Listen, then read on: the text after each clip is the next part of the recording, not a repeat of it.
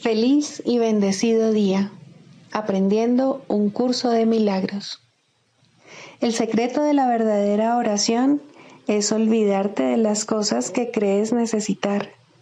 Pedir algo específico es igual que ver el pecado primero y luego perdonarlo. Del mismo modo, al orar pasas por alto tus necesidades específicas, tal como las ves, y las dejas en manos de Dios. Ahí se convierten en los regalos que le haces, pues le dicen que no antepondrás otros dioses a Él, ni que quieres otro amor que el suyo. Este libro es un comienzo, no un final.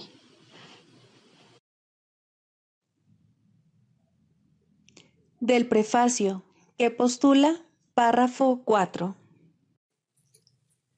Una vez que alguien queda atrapado en el mundo de la percepción, queda atrapado en un sueño. No puede escapar sin ayuda, porque todo lo que sus sentidos le muestran da fe de la realidad del sueño. Dios nos ha dado la respuesta, el único medio de escape, el verdadero ayudante. La función de su voz, su Espíritu Santo, es mediar entre los dos mundos. El Espíritu Santo puede hacer eso porque, si bien por una parte conoce la verdad, reconoce también nuestras ilusiones, aunque no cree en ellas. El objetivo del Espíritu Santo es ayudarnos a escapar del mundo de los sueños, enseñándonos cómo cambiar nuestra manera de pensar y cómo corregir nuestros errores. El perdón es el recurso de aprendizaje excelso que el Espíritu Santo utiliza para llevar a cabo ese cambio en nuestra manera de pensar. El curso, no obstante, ofrece su propia definición de lo que en realidad es el perdón, así como también de lo que es el mundo.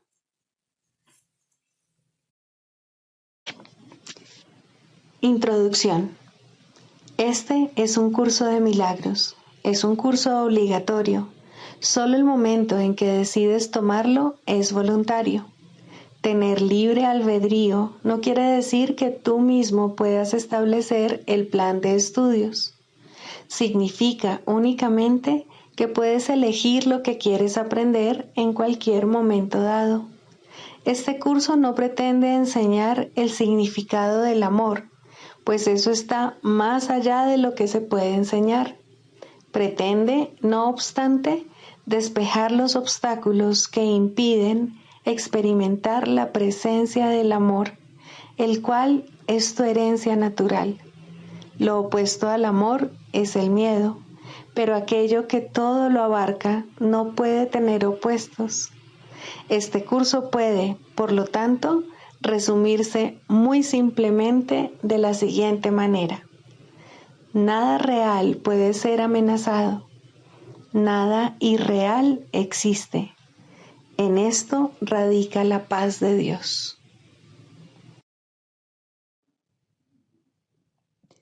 Capítulo 1. El significado de los milagros. Primero, principios de los milagros. Principio 3. Los milagros ocurren naturalmente como expresiones de amor. El verdadero milagro es el amor que los inspira.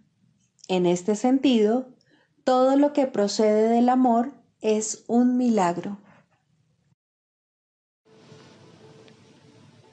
Capítulo 18. El final del sueño. 7. No tengo que hacer nada. Tienes todavía demasiada fe en el cuerpo como fuente de fortaleza. ¿Qué planes haces que de algún modo no sean para su comodidad, protección o disfrute? De acuerdo con tu interpretación, esto hace del cuerpo un fin y no un medio, lo cual siempre quiere decir que todavía te atrae el pecado. Nadie que aún acepte el pecado como su objetivo puede aceptar la expiación. Por lo tanto, todavía no has aceptado tu única responsabilidad. Aquellos que prefieren el dolor y la destrucción no le dan la bienvenida a la expiación. Hay algo que nunca has hecho. Jamás te has olvidado completamente del cuerpo. Quizá alguna que otra vez lo hayas perdido de vista, pero nunca ha desaparecido del todo. No se te pide que dejes que eso ocurra por más de un instante. Sin embargo, en ese instante es cuando se produce el milagro de la expiación. Después verás el cuerpo de nuevo, pero nunca como lo veías antes. Y cada instante que pases sin ser consciente de tu cuerpo, te proporcionará una perspectiva diferente de él cuando regreses. No hay ni un solo instante en el que el cuerpo exista en absoluto. Es siempre algo que se recuerda o se prevé, pero nunca se puede tener una experiencia de él ahora mismo.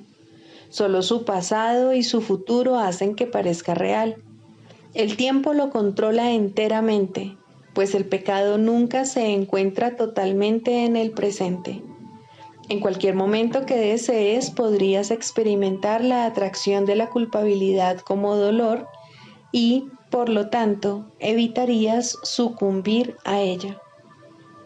La culpabilidad no ejerce ninguna atracción en el ahora. Toda su atracción es imaginaria y así es algo en lo que se piensa en conexión con el pasado o con el futuro. Es imposible aceptar el instante santo sin reservas, a no ser que estés dispuesto, aunque solo sea por un instante, a no ver el pasado ni el futuro. No te puedes preparar para él sin ubicarlo en el futuro. La liberación se te concede en el instante en que la desees. Son muchos los que han pasado toda una vida preparándose y ciertamente han tenido sus momentos de éxito. Este curso no pretende enseñar más de lo que ellos aprendieron en el tiempo, pero sí se propone ahorrar tiempo. Tal vez estés tratando de seguir un camino muy largo hacia el objetivo que has aceptado. Es extremadamente difícil alcanzar la expiación luchando contra el pecado. Son muchos los esfuerzos que se llevan a cabo tratando de hacer santo aquello que se odia y se aborrece. No es necesario tampoco que dediques toda tu vida a la contemplación, ni que te pases largos periodos de tiempo meditando con objeto de romper tu atadura al cuerpo. Todos esos intentos tendrán éxito a la larga debido a su propósito, pero los medios son tediosos y requieren mucho tiempo, pues todos ven la liberación de la condición actual de insuficiencia y falta de valor en el futuro. Tu camino será diferente, no en cuanto a su propósito, sino en cuanto a los medios. La relación santa es un medio de ahorrar tiempo. Un instante que tú y tu hermano paséis juntos os restituye el universo a ambos. Ya estás listo. Ahora solo tienes que recordar que no tienes que hacer nada. Sería mucho más efectivo ahora que te concentrases únicamente en esto, que reflexionar sobre lo que debes hacer. Cuando la paz llega por fin a los que luchan contra la tentación y batallan para no sucumbir al pecado, cuando la luz llega por fin a la mente que se ha dedicado a la contemplación, o cuando finalmente alguien alcanza la meta, ese momento siempre viene acompañado de este feliz descubrimiento: no tengo que hacer nada. He aquí la liberación final que todos hallarán algún día a su manera y a su debido tiempo. Tú no tienes necesidad de ese tiempo. Se te ha economizado tiempo porque tú y tu hermano estáis juntos. Este es el medio especial del que este curso se vale para economizarte tiempo. No aprovechas el curso si te empeñas en utilizar medios que le han resultado muy útiles a otros y descuidas lo que se estableció para ti. Ahorra tiempo valiéndote únicamente de los medios que aquí se ofrecen y no hagas nada más.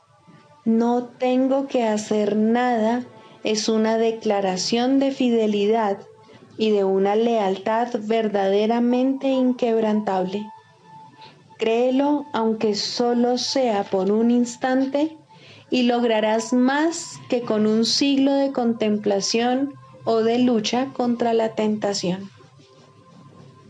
Hacer algo siempre involucra al cuerpo, y si reconoces que no tienes que hacer nada, habrás dejado de otorgarle valor al cuerpo en tu mente. He aquí la puerta abierta que te ahorra siglos de esfuerzos, pues a través de ella puedes escaparte de inmediato, liberándote así del tiempo. Esta es la forma en que el pecado deja de ser atractivo en este mismo momento, pues con ello se niega el tiempo y así el pasado y el futuro desaparecen. El que no tiene que hacer nada no tiene necesidad de tiempo. No hacer nada es descansar y crear un lugar dentro de ti donde la actividad del cuerpo cesa de exigir tu atención. A ese lugar llega el Espíritu Santo y ahí mora. Él permanecerá ahí cuando tú te olvides y las actividades del cuerpo vuelvan a abarrotar tu mente consciente. Mas este lugar de reposo al que puedes volver siempre estará ahí. Y serás más consciente de este tranquilo centro de la tormenta que de toda su rugiente actividad. Este tranquilo centro en el que no haces nada permanecerá contigo, brindándote descanso en medio del ajetreo de cualquier actividad a la que se te envíe, pues desde este centro se te enseñará a utilizar el cuerpo impecablemente. Este centro del que el cuerpo está ausente es lo que hará que también esté ausente de tu conciencia.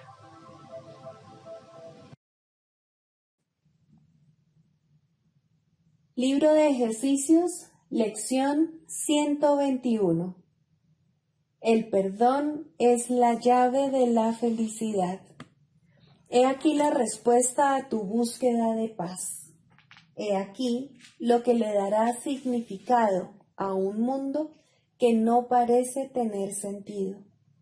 He aquí la senda que conduce a la seguridad en medio de aparentes peligros que parecen acecharte en cada recodo del camino y socavar todas tus esperanzas de poder hallar alguna vez paz y tranquilidad. Con esta idea todas tus preguntas quedan contestadas. Con esta idea queda asegurado de una vez por todas el fin de la incertidumbre. La mente que no perdona vive atemorizada y no le da margen al amor para ser lo que es, ni para que pueda desplegar sus alas en paz y remontarse por encima de la confusión del mundo. La mente que no perdona está triste, sin esperanzas de poder hallar alivio o liberarse del dolor. Sufre y mora en la aflicción, merodeando en las tinieblas sin poder ver nada, convencida, no obstante, de que el peligro la acecha allí. La mente que no perdona vive atormentada por la duda, confundida con respecto a sí misma, así como con respecto a todo lo que ve, atemorizada y airada. La mente que no perdona es débil y presumida, tan temerosa de seguir adelante como de quedarse donde está, de despertar como de irse a dormir. Tiene miedo también de cada sonido que oye, pero todavía más del silencio. La obscuridad la aterra, mas la proximidad de la luz la aterra todavía más. ¿Qué puede percibir la mente que no perdona, sino su propia condenación? ¿Qué puede contemplar, sino la prueba de que todos sus pecados son reales? La mente que no perdona no ve errores, sino pecados.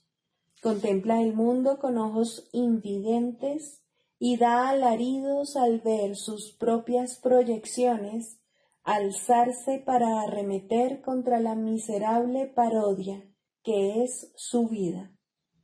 Desea vivir, sin embargo, anhela estar muerta.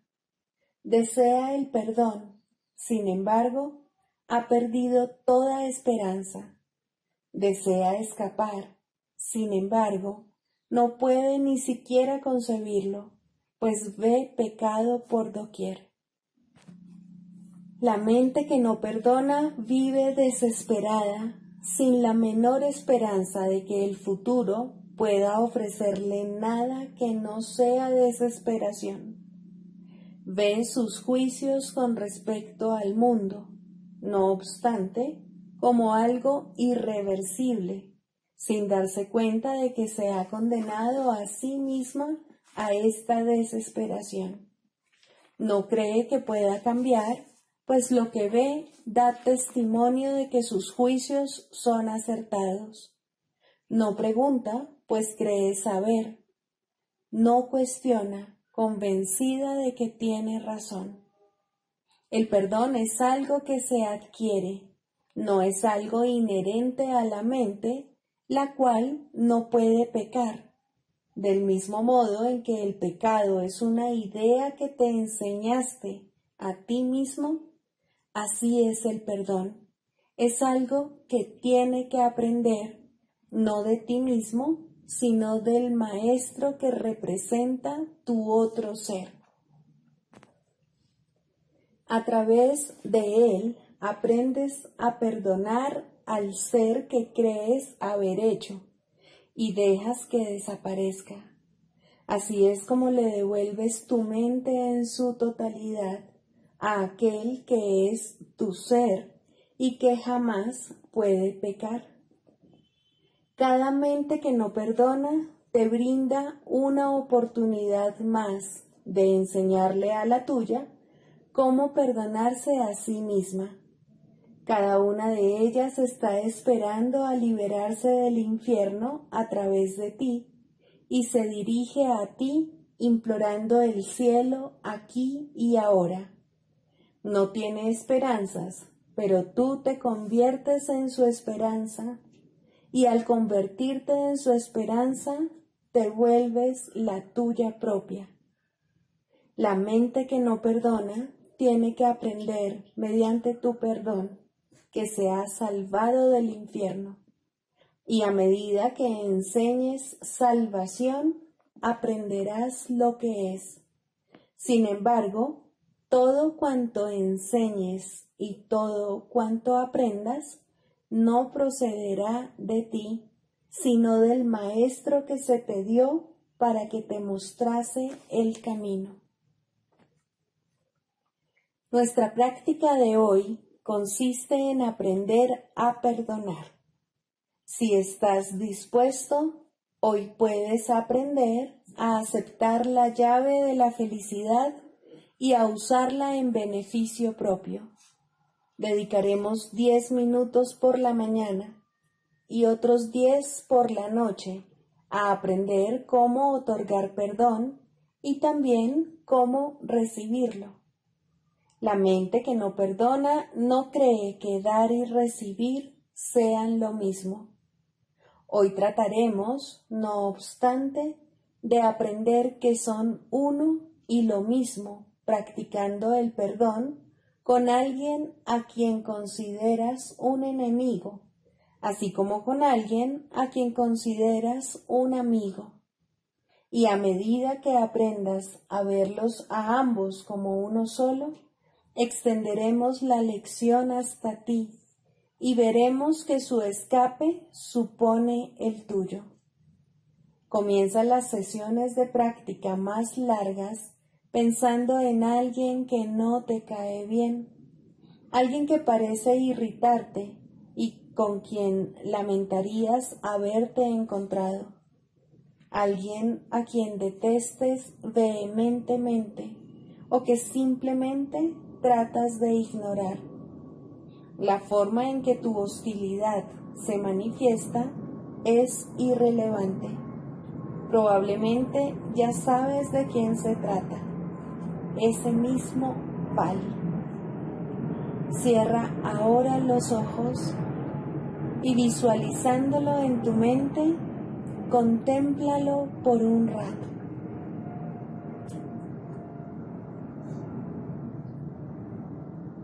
Trata de percibir algún atisbo de luz en alguna parte de él, algún pequeño destello que nunca antes habías notado. Trata de encontrar alguna chispa de luminosidad brillando a través de la desagradable imagen de él que has formado. Continúa contemplando esa imagen hasta que veas luz en alguna parte de ella y trata entonces de que esa luz se expanda hasta envolver a dicha persona y transforme esa imagen en algo bueno y hermoso. Contempla esta nueva percepción por un rato y luego trae a la mente la imagen de alguien a quien consideras un amigo. Trata de transferirle a éste la luz que aprendiste a ver en torno de quien antes fuera tu enemigo. Percíbelo ahora como algo más que un amigo, pues en esa luz su santidad te muestra a tu Salvador, salvado y salvando, sano e íntegro. Permite entonces que Él te ofrezca la luz que ves en Él y deja que tu enemigo y tu amigo se unan para bendecirte con lo que tú les diste. Ahora eres uno con ellos, tal como ellos son uno contigo. Ahora te has perdonado a ti mismo. No te olvides a lo largo del día del papel que juega la salvación en brindar felicidad a todas las mentes que no perdonan, incluyendo la tuya. Cada vez que el reloj dé la hora, di para tus adentros: el perdón es la llave de la felicidad. Despertaré del sueño de que soy mortal, falible y lleno de pecado, y sabré que soy el perfecto Hijo de Dios.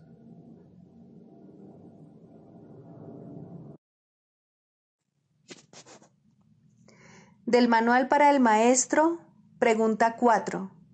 ¿Cuáles son las características de los maestros de Dios? 1. Confianza. He aquí la base sobre la que descansa su capacidad para llevar a cabo su función. La percepción es el resultado de lo que se ha aprendido. De hecho, la percepción es lo que se ha aprendido, ya que causa y efecto nunca se encuentran separados. Los maestros de Dios tienen confianza en el mundo, porque han aprendido que no está regido por las leyes que el mundo inventó. Está regido por un poder que se encuentra en ellos, pero que no es de ellos.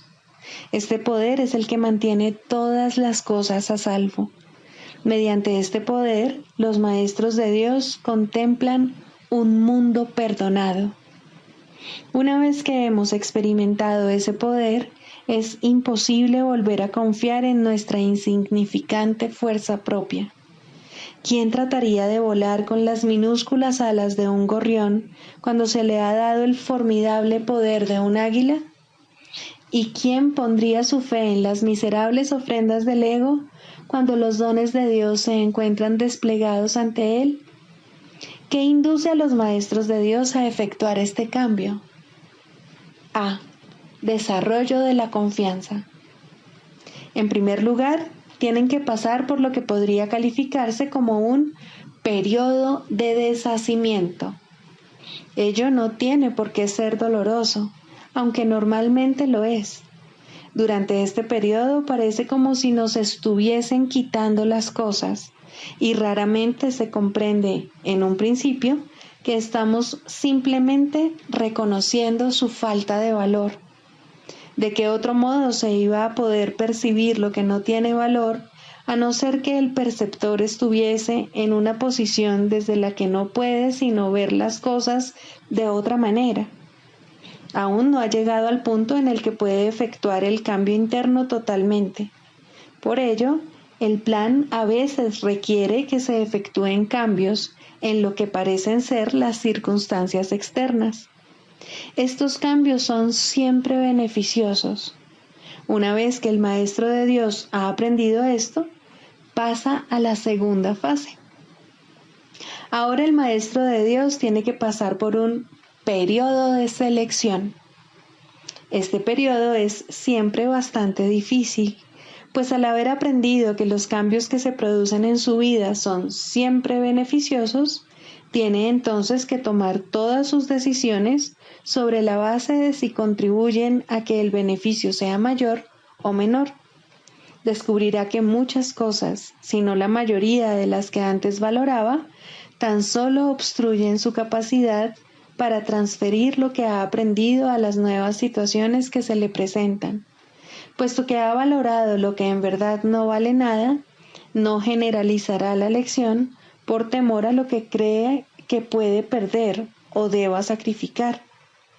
Se necesita haber aprendido mucho para poder llegar a entender que todas las cosas, acontecimientos, encuentros y circunstancias son provechosos. Solo en la medida en que son provechosos, deberá concedérseles algún grado de realidad en este mundo de ilusiones. La palabra valor no puede aplicarse a nada más. La tercera fase por la que el Maestro de Dios tiene que pasar podría llamarse periodo de renuncia. Si se interpreta esto como una renuncia a lo que es deseable, se generará un enorme conflicto. Son pocos los maestros de Dios que se escapan completamente de esta zozobra.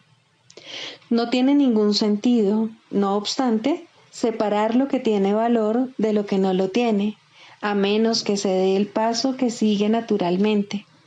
Por lo tanto, el periodo de transición tiene que ser un periodo en el que el Maestro de Dios se siente obligado a sacrificar sus propios intereses en aras de la verdad. Todavía no se ha dado cuenta de cuán absolutamente imposible sería una exigencia así. Esto solo lo puede aprender a medida que renuncia realmente a lo que no tiene valor. Mediante esa renuncia, aprende que donde esperaba aflicción, encuentra en su lugar una feliz despreocupación. Donde pensaba que se le pedía algo, se encuentra agraciado con un regalo. Ahora llega un periodo de asentamiento. Es este un periodo de reposo en el que el Maestro de Dios descansa razonablemente en paz por un tiempo. Ahora consolida su aprendizaje. Ahora comienza a ver el valor de transferir lo que ha aprendido de unas situaciones a otras. El potencial de lo que ha aprendido es literalmente asombroso, y el Maestro de Dios ha llegado a un punto en su progreso desde el que puede ver que en dicho aprendizaje radica su escape. Renuncia a lo que no quieres y quédate con lo que sí quieres. Qué simple es lo obvio y qué fácil. El Maestro de Dios necesita este periodo de respiro. Todavía no ha llegado tan lejos como cree, mas cuando está listo para seguir adelante, marcharán a su lado compañeros poderosos. Ahora descansa por un rato y los convoca antes de proseguir. A partir de ahí, ya no seguirá adelante solo. La siguiente fase es ciertamente un periodo de inestabilidad. El Maestro de Dios debe entender ahora que en realidad no sabía distinguir entre lo que tiene valor y lo que no lo tiene. Lo único que ha aprendido hasta ahora es que no desea lo que no tiene valor y que sí desea lo que tiene. Su propio proceso de selección, no obstante, no le sirvió para enseñarle la diferencia. La idea de sacrificio, tan fundamental en su sistema de pensamiento, imposibilitó el que pudiese discernir. Pensó que había aprendido a estar dispuesto, pero ahora se da cuenta de que no sabe para qué sirve estar dispuesto. Ahora tiene que alcanzar un estado que puede permanecer fuera de su alcance por mucho, mucho tiempo. Tiene que aprender a dejar de lado todo juicio y a preguntarse en toda circunstancia qué es lo que realmente quiere. De no ser porque cada uno de los pasos en esta dirección está tan fuertemente reforzado, cuán difícil sería darlos. Finalmente, llega un periodo de logros. Ahora es cuando se consolida su aprendizaje. Lo que antes se consideraba simples sombras se han convertido ahora en ganancias substanciales con las que puede contar en cualquier emergencia, así como también en los periodos de calma. En efecto, el resultado de esas ganancias no es otro que la tranquilidad, el fruto de un aprendizaje honesto, de un pensamiento congruente y de una transferencia plena. Esta es la fase de la verdadera paz, pues aquí se refleja plenamente el estado celestial. A partir de ahí, el camino al cielo está libre y despejado y no presenta ninguna dificultad. En realidad, ya está aquí. ¿Quién iba a querer ir a ninguna otra parte si ya goza de absoluta paz? ¿Y quién querría cambiar su tranquilidad por algo más deseable? ¿Qué podría ser más deseable?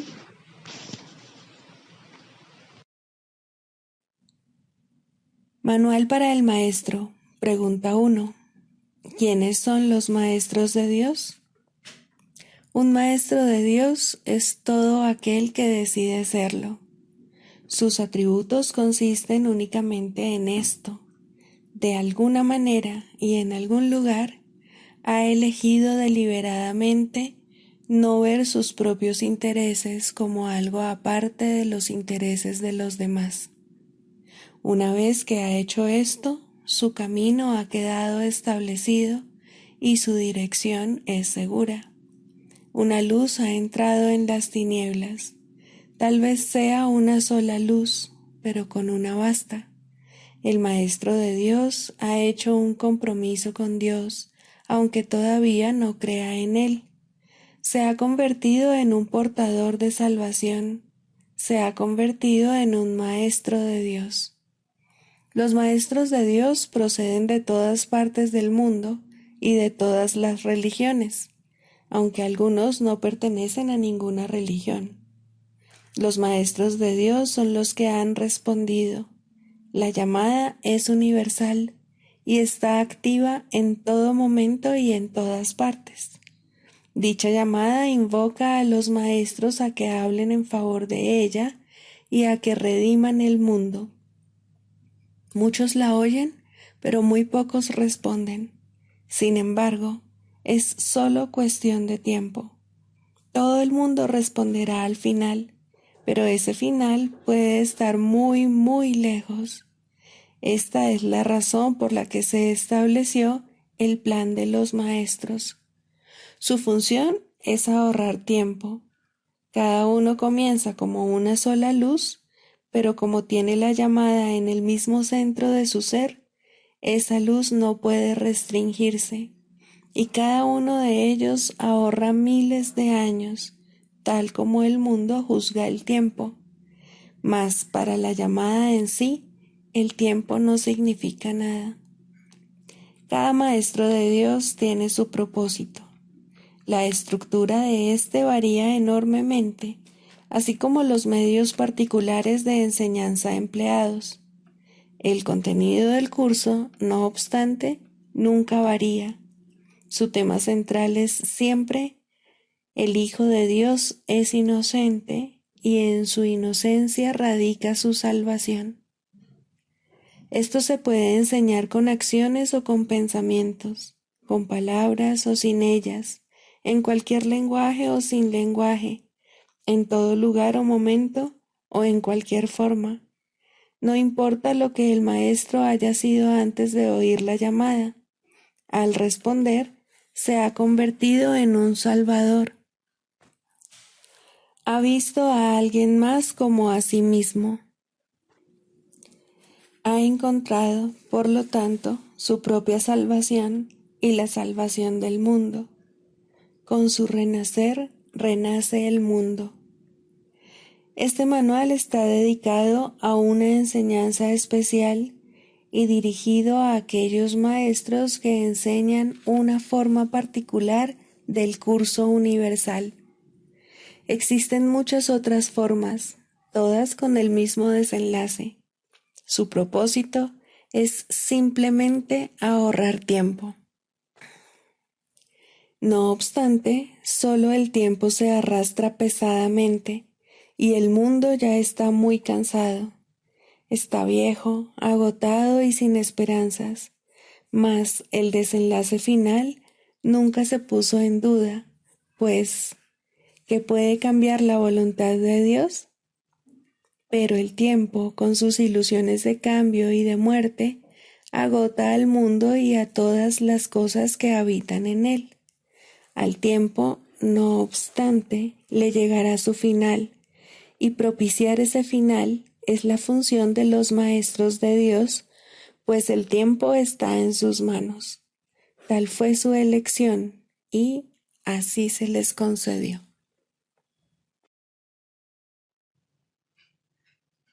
Clarificación de términos. Mente, espíritu. El término mente se utiliza para representar el principio activo del espíritu, el cual le suministra a éste su energía creativa.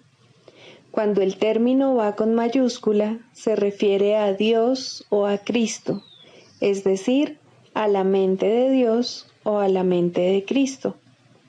El espíritu es el pensamiento de Dios que Él creó semejante a sí mismo. El espíritu unificado es el único Hijo de Dios o Cristo. En este mundo, puesto que la mente está dividida, los hijos de Dios parecen estar separados. Sus mentes, asimismo, no parecen estar unidas.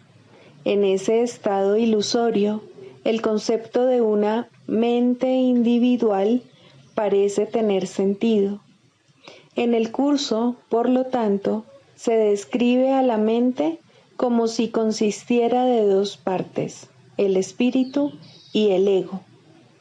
El espíritu es la parte que aún se mantiene en contacto con Dios a través del Espíritu Santo, quien, aunque mora en esa parte, también ve la otra. No se usa el término alma, excepto en citas directas de la Biblia, por ser un término sumamente polémico. En cualquier caso, sería un equivalente de espíritu, entendiéndose que, al formar parte del ámbito de Dios, es eterna y nunca nació. La otra parte de la mente es completamente ilusoria y solo teje ilusiones. El espíritu conserva su potencial creativo, pero su voluntad, que es la de Dios, parecerá estar cautiva mientras la mente no esté unificada.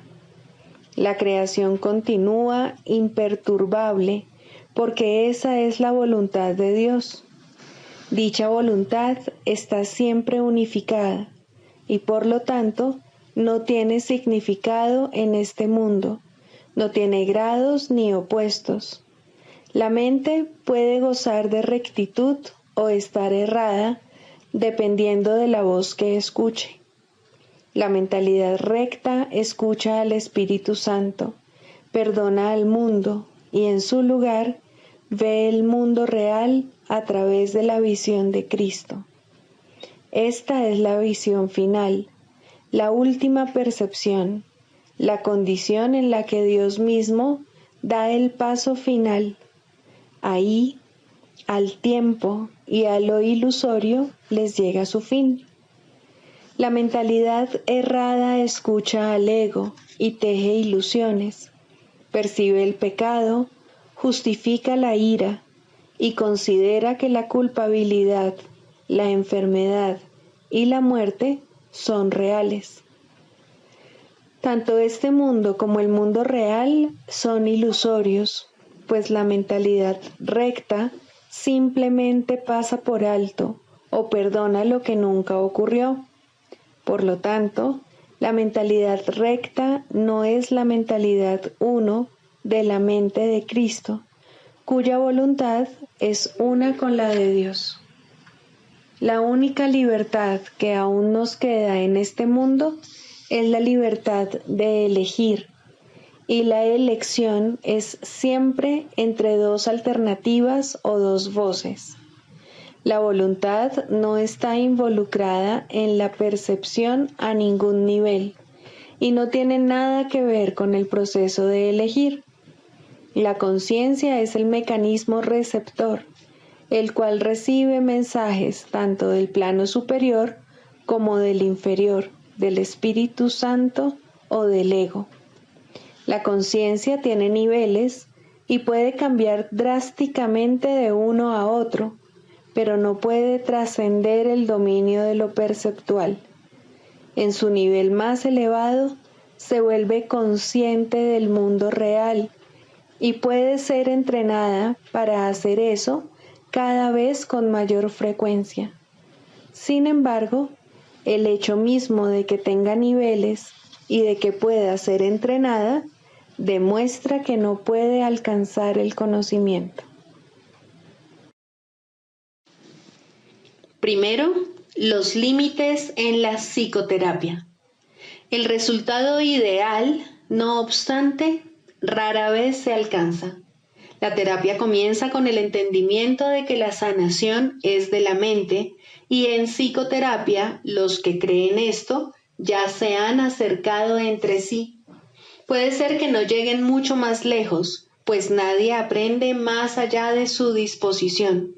Sin embargo, los niveles de disposición cambian y cuando el terapeuta o el paciente han alcanzado el siguiente, se les ofrecerá una relación que se adapta a su cambiante necesidad. Tal vez se unan de nuevo y avancen en la misma relación, haciéndola más santa.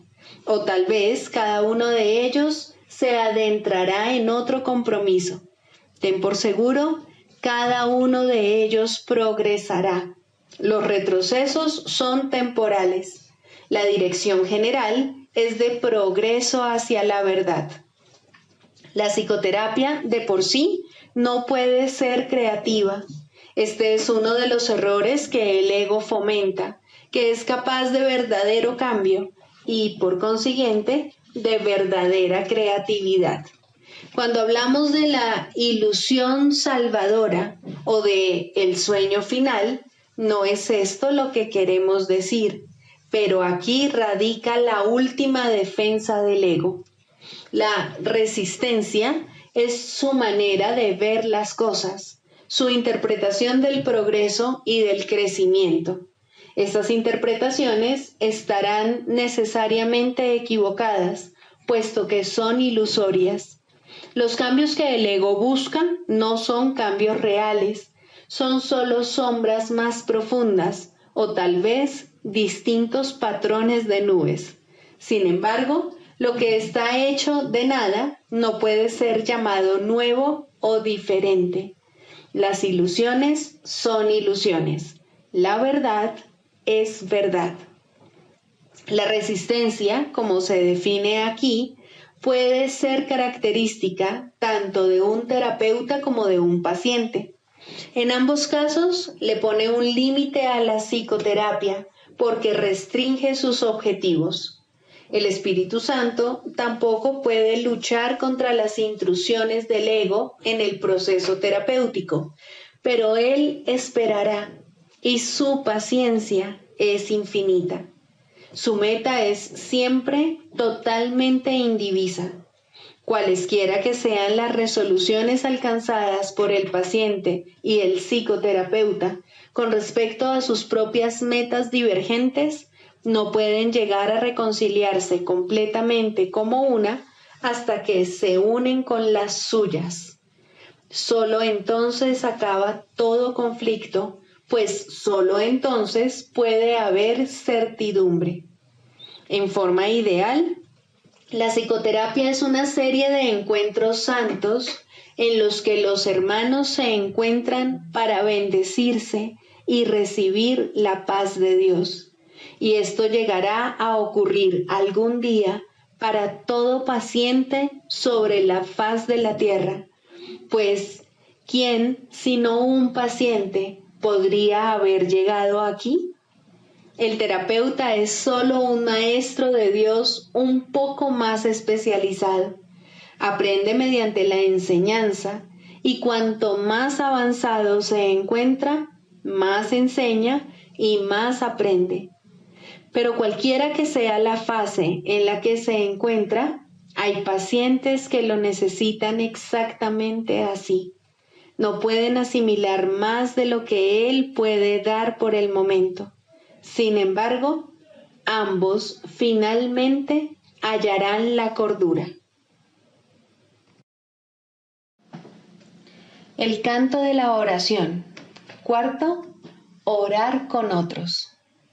Hasta que, por lo menos, no comience el segundo nivel, uno no puede unirse a otros en oración, pues hasta ese punto, cada cual no puede sino pedir cosas diferentes.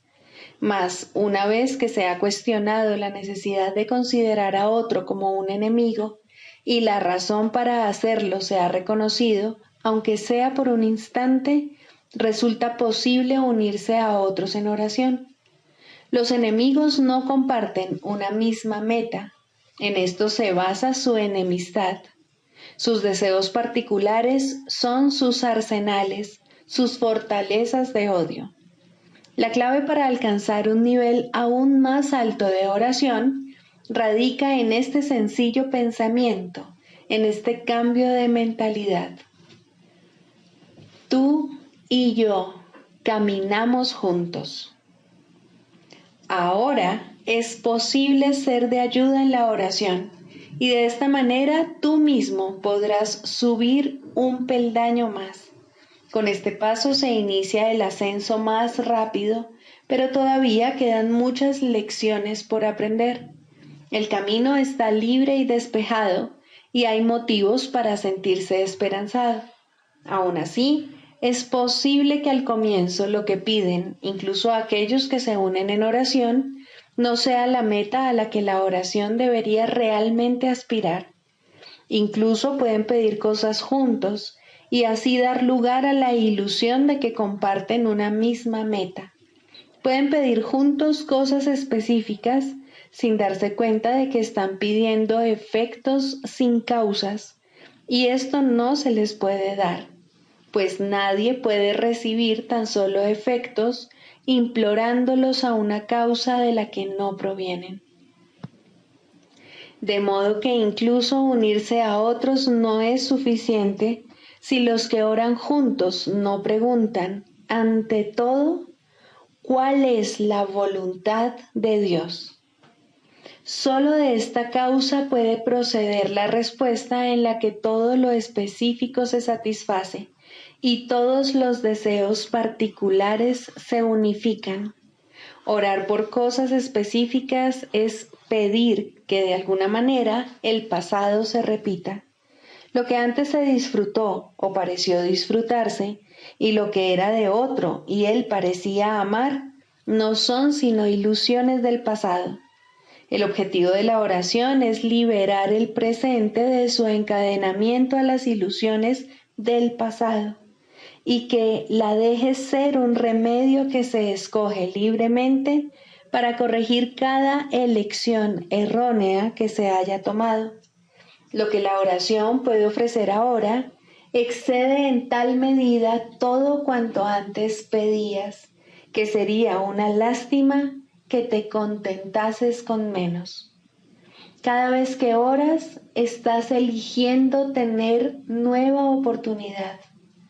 La sofocarías y encarcelarías en viejas prisiones cuando ha llegado la oportunidad de liberarte de todas ellas a la vez. No restrinjas tu pedir. La oración puede traer la paz de Dios. ¿Qué cosa ligada al tiempo podría darte más que esto durante el breve lapso que perdura antes de desmoronarse en polvo?